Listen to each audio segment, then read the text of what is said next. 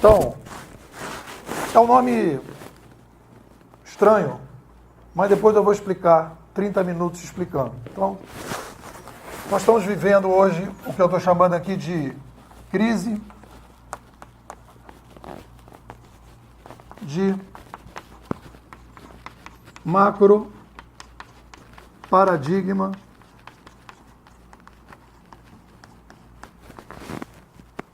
metafísico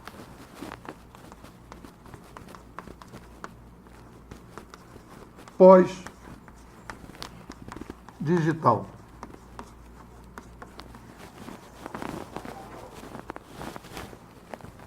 Isso aqui é o diagnóstico que a gente está vivendo. E quando esse aí é o sorteio, tudo bem. Tem um negócio antes, sorteio.com, tem um slide antes, você já entrou direto, né? Ah, você entrou, tudo bem. É sorteio.com, sorteio.nepo.com.br, tem um formulário que é esse, vou botar aqui. sorteio.nepo.com.br. Esse é o slide. O slide que é o nome, Eduardo, é sorteio PPT. Aí aparece o slide. Tá aí? Botei aqui embaixo só para... Ah, tá. Beleza.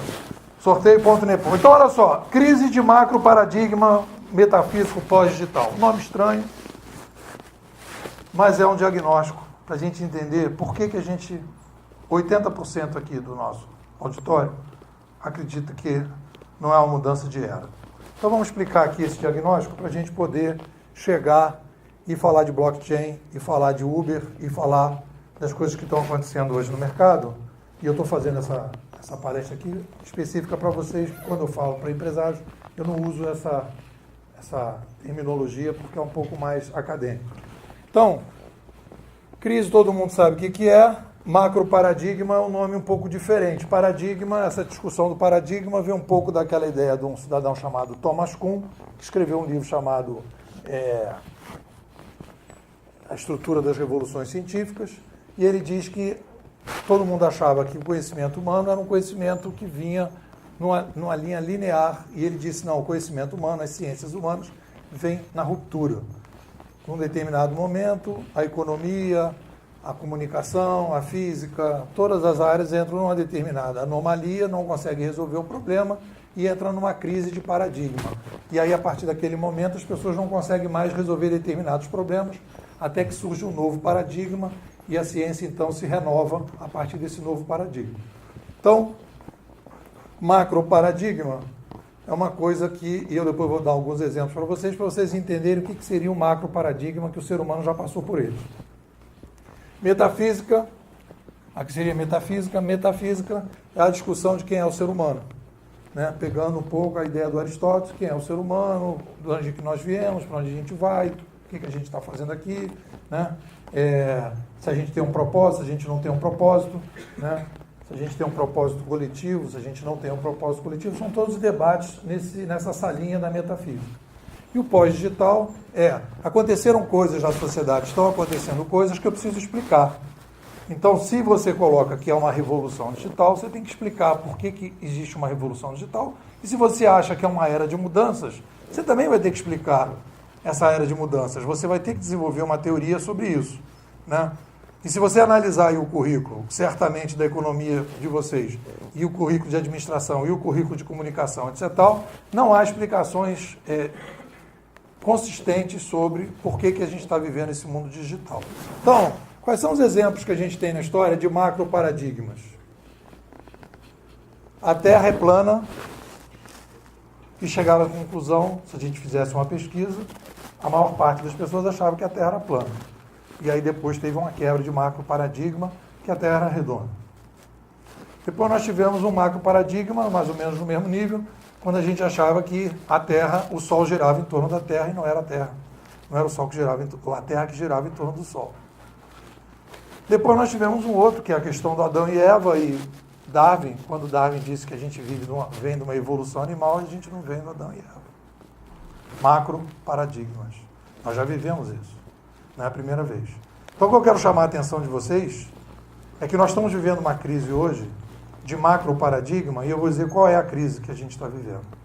Nós achamos, 99% das pessoas, filósofos, teóricos, metodológicos, economistas, acham que é a sociedade, as mídias, né? As mídias giram em torno da sociedade. A sociedade define as mídias.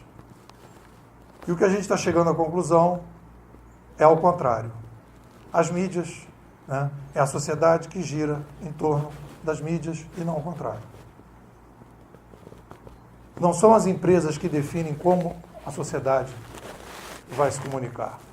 A sociedade começa a se comunicar e depois as empresas têm que se adaptar a esse novo modelo de comunicação. Inverte completamente a forma da gente pensar a sociedade. A gente imagina que a sociedade, as organizações se estruturam, depois aí tem o departamento de comunicação, e o departamento de comunicação vai definir como é que a comunicação vai ser feita. E todo o modelo de pensamento que a gente tem hoje na sociedade, o macro paradigma que a gente tem na sociedade das ciências sociais está estruturado dessa maneira. As mídias não interferem na maneira que a sociedade se organiza. A sociedade define como as mídias vão funcionar. E isso, na minha opinião, não é assim que funciona. E ainda digo mais, é um macro paradigma que os nossos netos vão ter certeza que isso que a gente pensa hoje não tinha o menor sentido. Porque as mudanças que a gente está passando são tantas que as pessoas vão ter que parar para pensar o seguinte: por que começar agora? Exatamente agora. Como a gente está muito perto das mudanças, a gente não consegue ter um certo distanciamento. Então, quando a gente está falando que a sociedade, as mídias, definem a sociedade, o que eu quero dizer é o seguinte: o dinheiro, nós estamos falando aqui de economia, o dinheiro é definido a partir das mídias que nós temos. Então, se a gente tem papel impresso, o dinheiro vai ser papel impresso. Se eu começo a trabalhar com digital, o dinheiro caminha para o digital. E se eu entro no blockchain, que é um armazenamento compartilhado, eu tenho a possibilidade de criar o dinheiro compartilhado. Ou seja, a possibilidade da mídia define a estrutura que a sociedade vai ter nos processos. As organizações usam as mídias para poder fazer os processos. Então, por que a gente está vivendo uma revolução e a gente não está vivendo uma mudança de era? Porque a gente tem a chegada de uma nova mídia na sociedade. Nós temos hoje a chegada de uma nova mídia na sociedade. E quando chega essa nova mídia,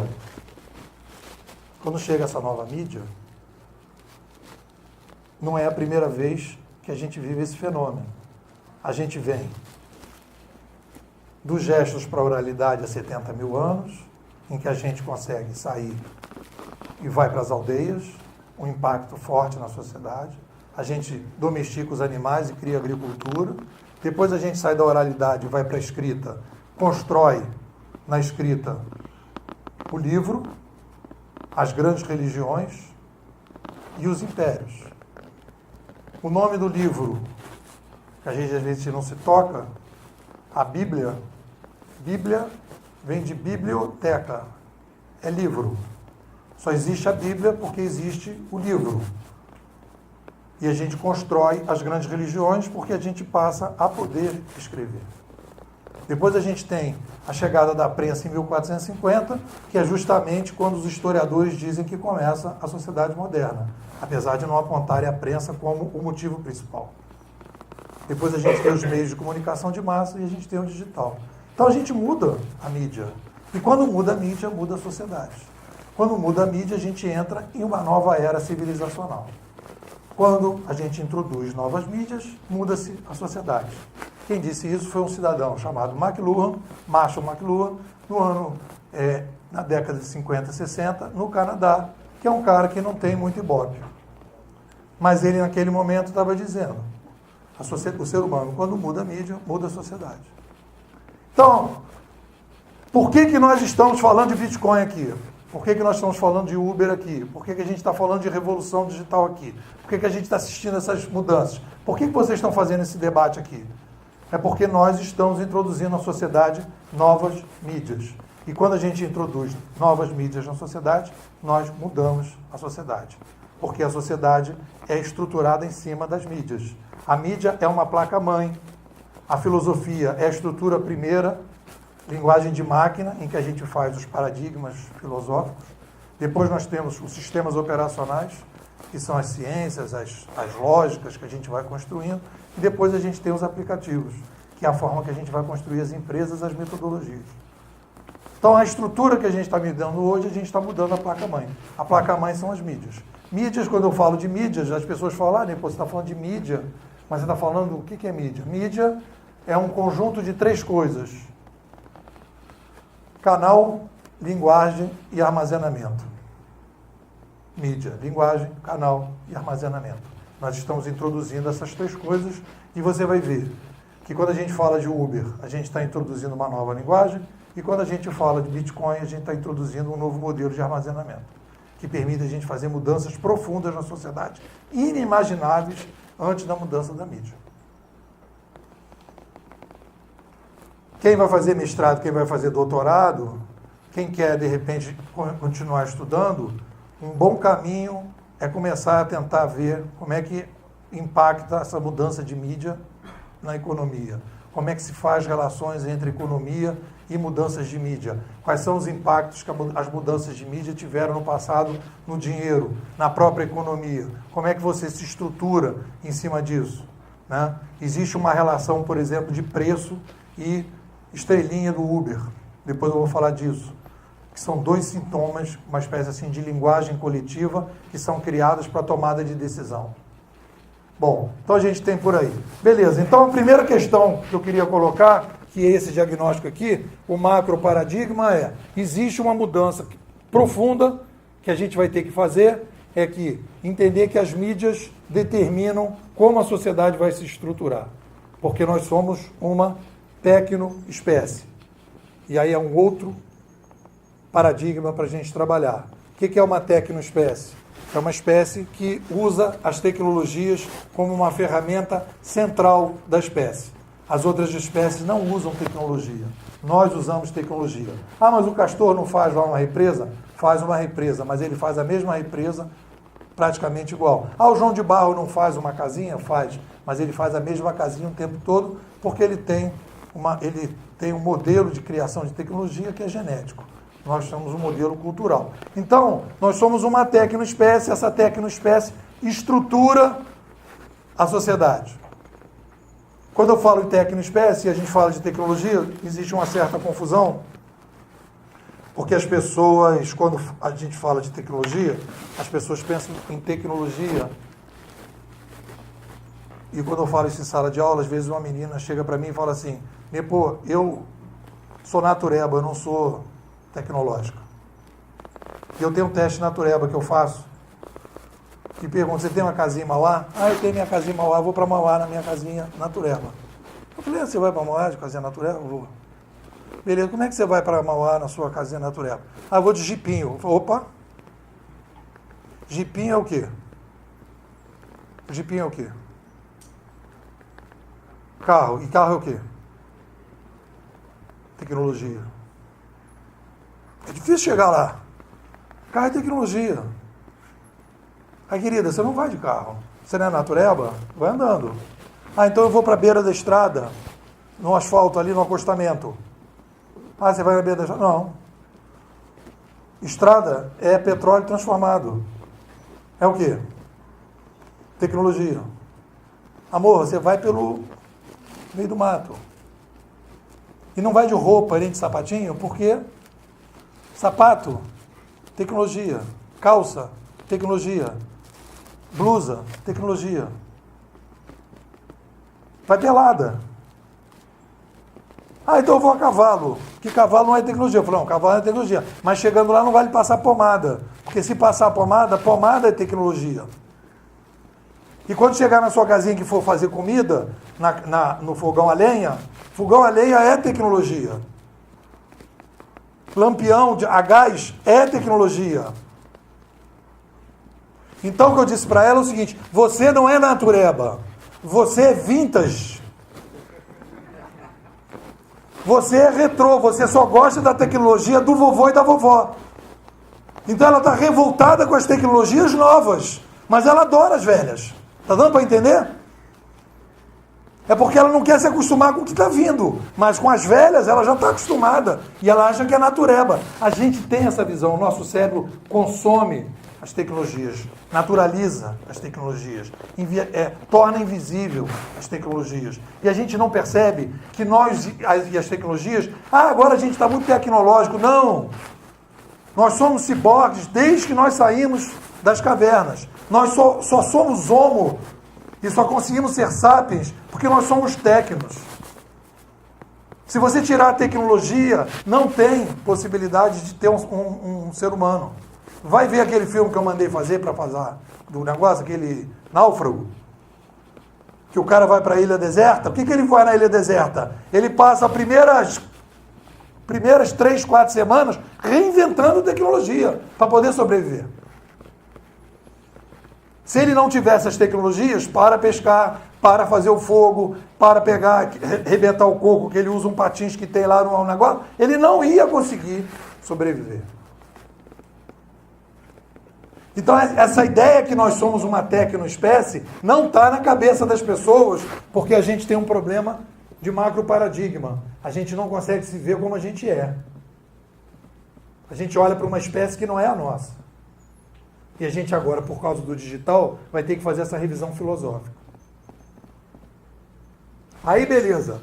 Pô, então você está dizendo que as mídias, as mídias são a placa-mãe da sociedade. Ok, nós somos uma tecnoespécie, ok. A gente está mudando a mídia, está fazendo coisas na sociedade, ok. Mas por que a gente está fazendo isso? E por que a gente está fazendo agora? A pergunta que vocês podem fazer. E para essa pergunta nós vamos fazer aqui,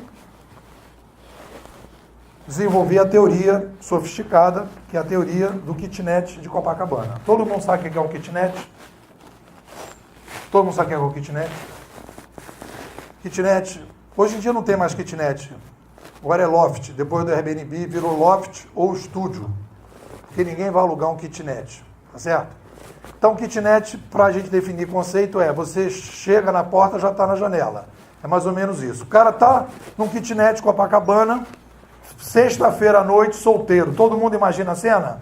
O cara lá pensando o que vai fazer no fim de semana, lá no WhatsApp já, né? Toca. Tem alguém aqui de Niterói, não? Não? Tem ninguém de Niterói? Niterói? É São Gonçalo? Beleza. Então o pessoal lá de São Gonçalo. Então o cara toca a campainha, aí ele passa na porta, dá aquela sombra. Né? Dá aquela sombra, não dá para dizer que não está em casa. São 6 parentes chegando de São Gonçalo para passar o fim de semana em Copacabana. Tá dando para imaginar a cena? Kitnet, 7 pessoas no kitnet para passar o fim de semana. Quais são os problemas que terão que ser administrados nesse kitnet? Por favor, me digam. Espaço. Beleza, vamos lá. Espaço. O que mais? Banheiro. O que mais? Tomada, energia. Eu vou traduzir. Tomada, energia. O que mais? Comida. Boa. Espaço. O que mais? Convivência. Boa. O que mais? Água. Água. Boa. O que mais? Mais umzinho. Barulho. Sentido ou não? Barulho. Convivência. Beleza. O que mais?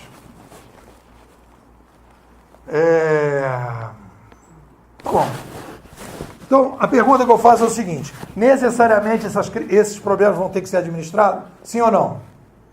Sim? Beleza. Quantas pessoas, vocês que são economistas, quantas pessoas moravam no nosso planeta em 1800? Quem tem isso na ponta da cabeça? 1800, quem tem? Hã? Menos. 1 bilhão. Vocês vão ver que esse dado para os economistas é fundamental. Quantos nós somos hoje? 7. Olha só. 1 bilhão aqui no kitnet, chegam 6 parentes, 7 bilhões. Dá uma analisada para ver se não são as crises mundiais que nós estamos passando hoje. Espaço, saneamento, energia, comida, convivência e água. Sim ou não? Sim ou não? Sabe o que a gente não se toca? Crise do macro paradigma.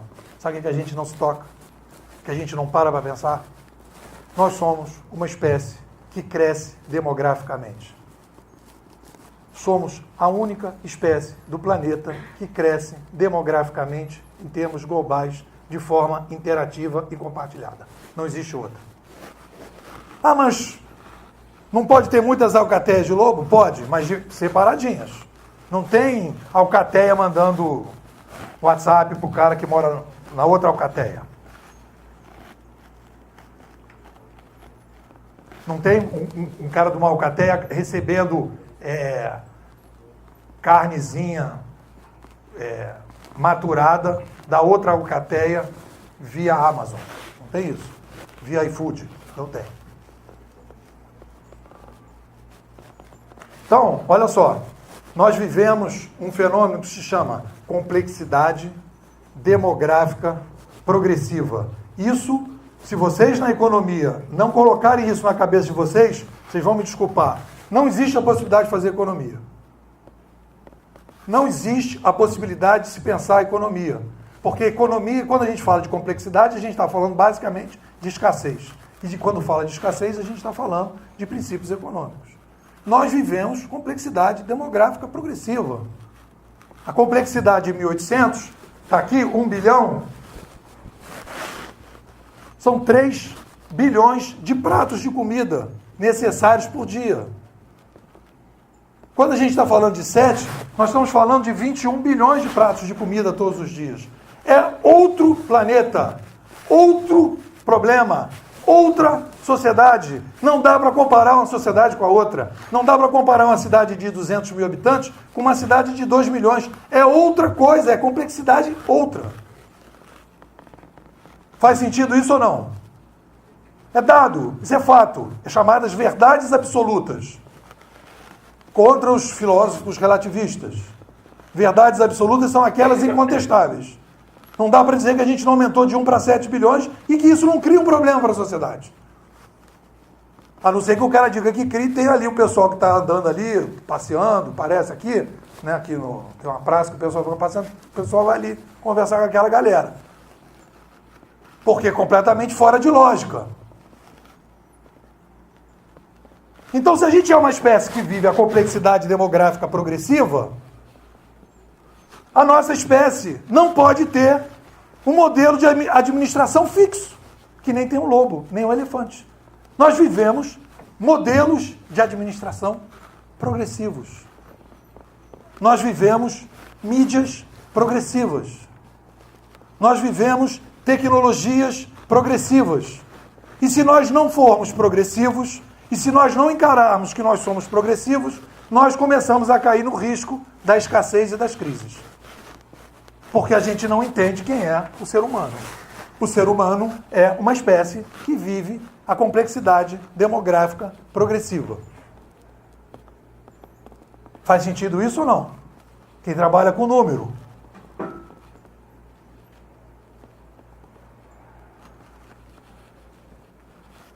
Por que a gente está fazendo a revolução digital e não evolução digital? Por que a gente está mudando uma era? Nós não estamos em mudanças, em era de mudanças. Porque nós crescemos demograficamente 7 vezes nos últimos 200 anos.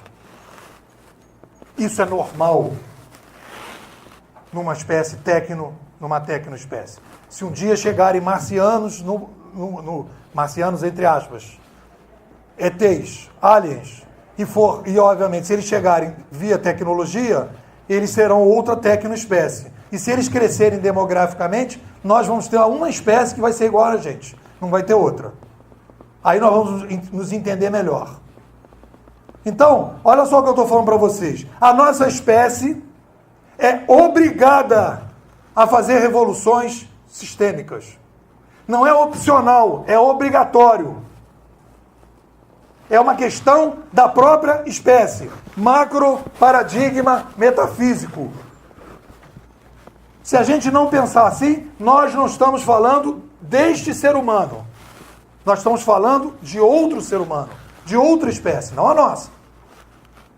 Se a gente cresce demograficamente, vai chegar um determinado momento que eu construí uma sociedade baseada num determinado modelo administrativo, numa determinada estrutura econômica, dinheiro, justiça, política, administração, tudo está estruturado, tudo está estruturado para um modelo de complexidade que vai ficando obsoleto. A nossa espécie, porque é progressiva, vai transformando o que é antigo em obsoleto. Então nós estamos entrando num processo de obsolescência da atual sociedade. Já vimos entrando no processo de obsolescência, mas se acelera porque a gente passa a ter as alternativas. Quando o pessoal do ITS for falar aqui sobre a questão cívica do uso do blockchain, ele está falando basicamente na construção do que eu chamo de civilização 2.0. Pode ser 2.0, pode ser 3.0, dependendo do ponto de vista.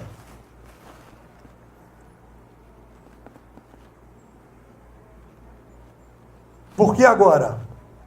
Por que não foi há 20 anos, há 30 anos atrás? Porque agora chegaram as mídias. O ponto de início, o gatilho do início da revolução é a chegada e massificação da nova mídia. Mas a latência não tem a ver com a mídia. A latência tem a ver com a complexidade demográfica. E se nós não fizermos essa revolução civilizacional, e a gente continua com um pico de crescimento para cima, as crises que a gente está vivendo hoje vão se acelerar. Um processo na justiça leva 20 anos, a pessoa para ser atendida, para fazer um raio-x, aí vamos dizer, no sistema estatal, leva 6 meses, 1 ano para fazer um exame, o outro lá começa a tentar resolver um problema, leva não sei o quê, você tem engarrafamentos cada vez maiores. Tudo isso são problemas de complexidade, mal administrados.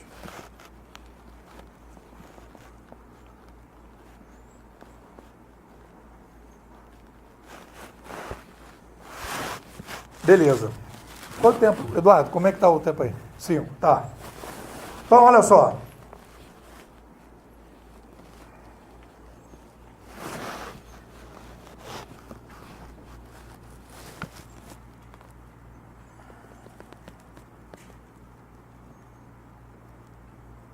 Historicamente, o que a gente faz para resolver a crise de complexidade?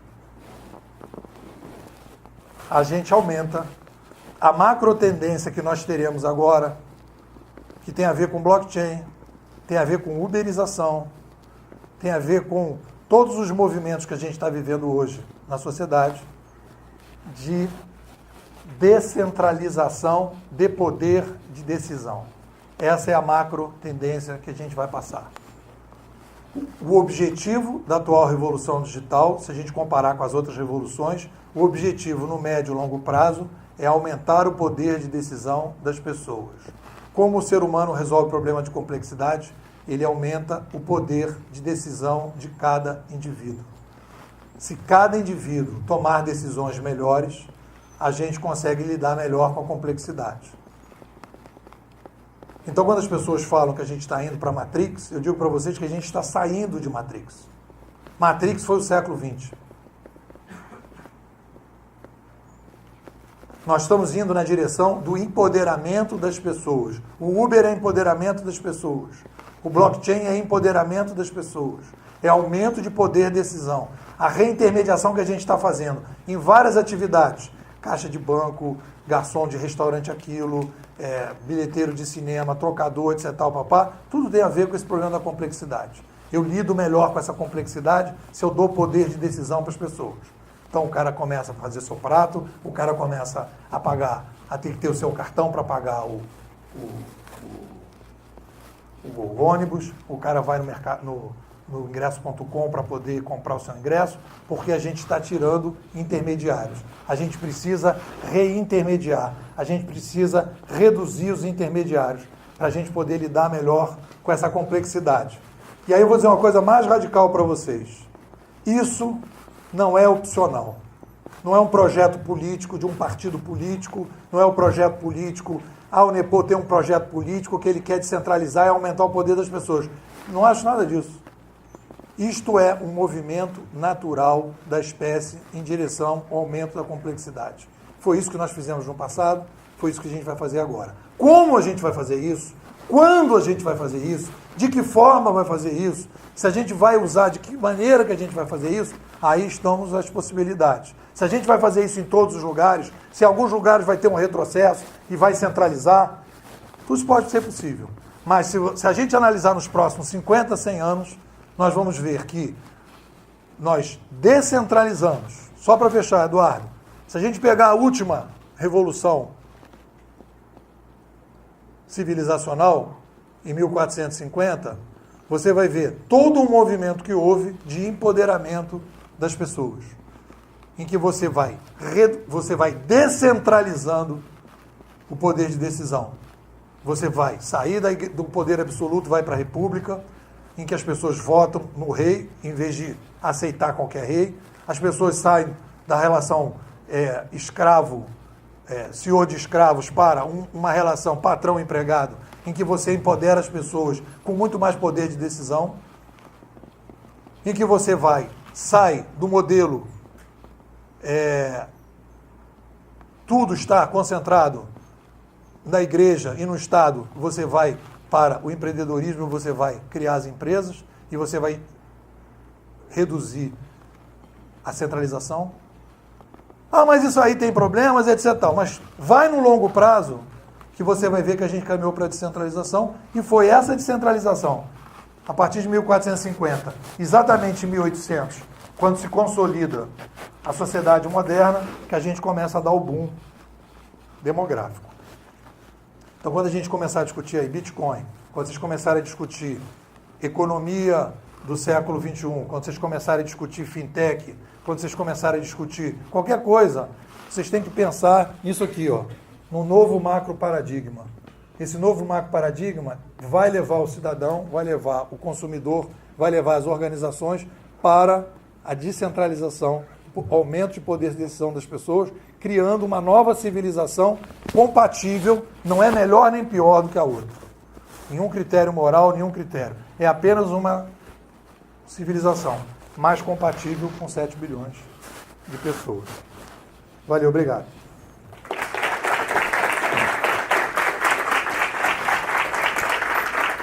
Muito obrigado.